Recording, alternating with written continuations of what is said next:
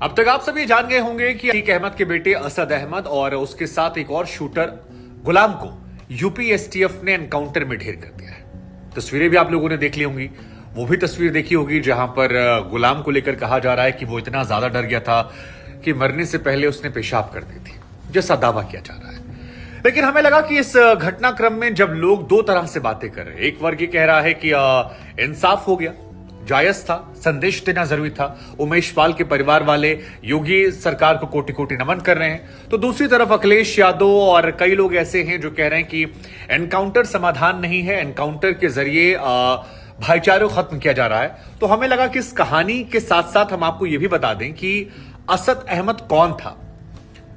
और असद अहमद इस पूरे मामले में जो मोस्ट वांटेड था, जो मुख्य आरोपी था, जिस पर 5 लाख रुपए का इनाम घोषित था, उसकी जिंदगी हमेशा ऐसे नहीं थी। अगर आसान शब्दों में कहा जाए तो पिता के गुनाहों या पिता के काले कारनामों का असर जो है वो उस पर देखने को मिला। आपको जानकर हैरानी होगी कि असद बचपन से पढ़ाई में काफी तेज हुआ करता था और 85% मार्क्स उसके क्लास 10th पे आए थे। उसे बैरिस्टर बनना था, फॉरेन जाकर वकालत करनी थी, लेकिन असद को अतीक अहमद के बैकग्राउंड की वजह से कभी वीजा नहीं मिल पाया और इस वीजा न मिल पाने की वजह से उसका विदेश में जाकर वकील बनने का सपना। यूं तो अतीक अहमद के 5 बेटे हैं, लेकिन असद उसमें तीसरे नंबर पर है। और तीसरे वाले असद को लेकर कहा जाता है कि सभी बच्चों में सबसे ज्यादा ये तेज हुआ करता था। कक्षा 12वीं में इसने 85% मार्क्स हासिल किए। पढ़ाई लिखाई में बहुत तेज था, चीजों को सीखने का गुर इसमें बहुत ज्यादा था। लेकिन इसके साथ 2 समस्याएं हो गई। एक समस्या ये कि बाहर पढ़ाई को लेकर पिता का बैकग्राउंड हमेशा इसके आड़े आता रहा, और दूसरा कि जीवन भर चकिया इलाके में इसने बम, गोला, बारूद, कट्टा, असलहा देखा, जिसकी वजह से धीरे धीरे वकालत के साथ साथ इसकी रुचि जो है वो इस तरफ बढ़ गई। इसने बाहर पढ़ाई के लिए वीजा जब अप्लाई किया तो उसे रिजेक्ट कर दिया गया और वहीं से जिंदगी इसकी बदलनी शुरू हो गई। कहा जाता है कि एक रोज अतीक अहमद ने जब इसे बम बनाते देखा तो वो खुद हैरान था कि ये कैसे हो गया, और इसके बाद अतीक को जेल हो गई। हालांकि आज जब ये खबर अतीक अहमद को लगी तो कहा जाता है कि अतीक जेल में फूट फूट कर रोने लगा। उसे आज बताया गया, अतीक और अशरफ दोनों को आज एक साथ पेश किया गया। 14 दिन की न्यायिक हिरासत में फिलहाल उसे भेज दिया गया है। लेकिन इस हिरासत के बीच में जब उसे खबर मिली तो वो कोर्ट रूम के अंदर घुटनों के बल बैठ गया और काफी देर तक वो रोता रहा।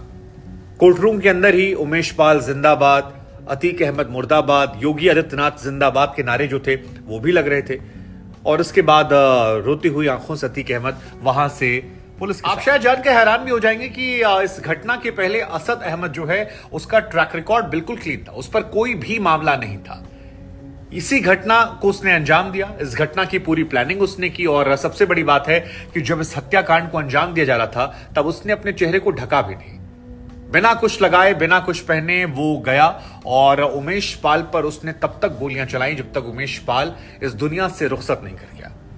इसी वजह से अतीक के बेटे असद को मुख्य आरोपी माना गया, उस पर सबसे बड़ा इनाम जो है वो घोषित किया गया। हालांकि इस पूरे घटनाक्रम में शाइस्ता की एक ऑडियो कॉल जो है वो भी काफी वायरल हो रही थी, जिसमें अतीक अहमद से वो कहती है कि बेटे को शामिल नहीं करना चाहिए था, तुमने ये गलत किया।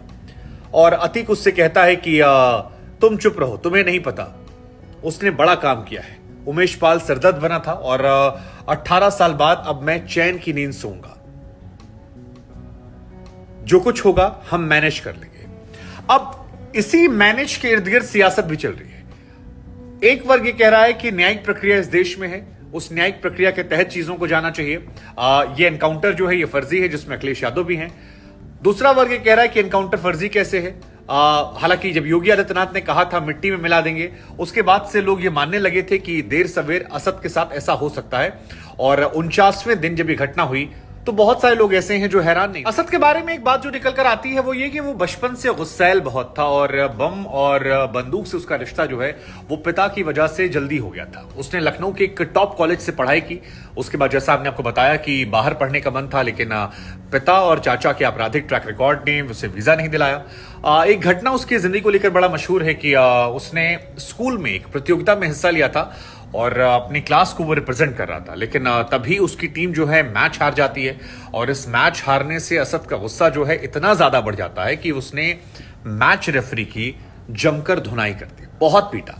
और उस वक्त अतीक अहमद का खौफ जो था वो इतना ज्यादा था कि स्कूल वालों ने भी असद पर कोई एक्शन नहीं लिया।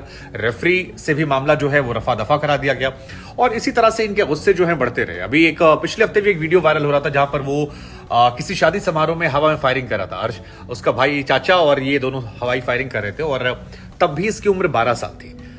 बम बनाने का शौक था, लेकिन अतीक अहमद ने डांट डपट के बम बनवाना छोड़ दिया था, क्योंकि जिस स्पीड से बम बांध रहा था, एक बार कहा जाता है कि अतीक ने देखा, अतीक जानते थे कि बम बनाने से कई बार बम फट जाता है। वो अपने बेटे से लाड प्यार करते थे, वहां पर उसे रोक लिया, लेकिन बंदूक से उसका रिश्ता जो है वो बहुत ज्यादा बढ़ता चला गया और अभी भी जो पुलिस कह रही है कि फॉरेन पिस्टल मिली है।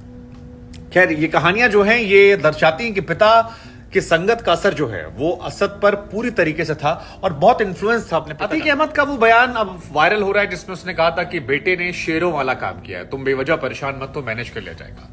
अब लोग पूछ रहे हैं कि बुरे काम का बुरा नतीजा, लेकिन इधर यूपी के जो एडीजी हैं उनका ये कहना है कि जिस तरह से इन्होंने गनर को मारा था, ड्राइवर को मारा था, ये उमेश पाल को मारा था, ये साधारण अपराधी नहीं थे। इनके पास से 2 ब्रिटिश पिस्टल मिली है जो काफी एडवांस्ड है और ऐसे में इनका एनकाउंटर जो हुआ है वो पूरी तरह सही है। उधर उमेश पाल के परिवार वाले जो हैं वो बार बार योगी आदित्यनाथ को नमन कर रहे हैं। वो कह रहे हैं कि हमें योगी आदित्यनाथ पर भरोसा था। सरकार के लोग जो हैं वो बार बार सोशल मीडिया पर पोस्ट कर रहे हैं, उनकी तरफ से बढ़ा चढ़ाकर चीजें की जा रही हैं। सत्ता पक्ष को मानने वालों का यह मानना है कि इससे योगी आदित्यनाथ की छवि जो है वो और ज्यादा मजबूत होगी, क्योंकि उन्होंने सदन में पहले ही दिन कहा था मिट्टी में मिला देंगे। इसका फायदा उन्हें इलेक्शंस में भी होगा, क्योंकि उनकी छवि वैसे भी एक हिंदू धर्म के अनुयायी के तौर पर, राजनेता के तौर पर और कड़े प्रशासक के तौर पर मुख्यतः जानी जाती है और उसी छवि को उन्होंने और ज्यादा मजबूत किया, क्योंकि जो कहा था उन्होंने वो कर दिखा दिया। अतीक ने भी कल कहा था कि मिट्टी में तो हम पहले ही मिल गए हैं, मेरी पत्नी को छोड़ दिया जाए, परिवार को छोड़ दिया जाए। लेकिन असद की ये कहानी जो है ये पिता के गुनाहों की सजा को लेकर दुर्भाग्यपूर्ण है। पिता गुनहगार, जिसकी संगत में बेटा गुनहगार, और उसके बाद पिता जीवित है लेकिन बेटा इस दुनिया में नहीं है, तो ये बहुत सारे सबक भी सिखाते हैं। जाते जाते हम आपसे एक सवाल ही पूछ लेते हैं कि आप इस इंसाफ को सही मानते हैं?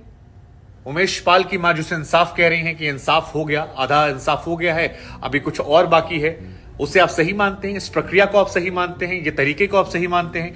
या जो अखिलेश और बाकी लोग कह रहे हैं कि अगर यही तरीका है तो कोर्ट कचहरियां बंद कर दी जाए, आप मानते हैं कि वो सवाल वाजिब है? खैर, आपको यह भी जानना चाहिए कि 2005 में राजू पाल जो विधायक थे, उनका मर्डर अतीक अहमद ने इसलिए करवा दिया था क्योंकि उमेश पाल ने इनकी गैंग को छोड़ दिया था और बहुजन समाज पार्टी से टिकट लेकर चुनाव लड़ा था। राजू पाल की शादी जो है वो केवल 10 दिन हुए थे और 10 दिन की शादी के बाद उसे गोलियों से भून दिया गया था। उसी के गवाह उमेश पाल थे और उमेश पाल को भी उनके घर के सामने मारा गया, बेझिझक मारा गया, बिना कुछ चेहरे पर नकाब पहने मारा गया। बहुत सारे सवाल सत्ता पक्ष को लेकर हुए थे, 49 दिन बीत गए थे, लगातार सवाल हो रहे थे, लेकिन अब ये सवाल कुछ तस्वीरों के साथ फिलहाल बंद हो गए हैं या अलग सिरे से शुरू हो गए हैं। आपको लगता है कि अतीक के गुनाहों की सजा उसके परिवार को मिल रही है? पत्नी पर केस हो गया, अशरफ के बीवी पर केस हो गया, बहन पर केस हो गया, या राज्य सरकार जो है वो बदले की भावना से कर रही है? आपकी सोच क्या है जरूर बताइएगा हमें।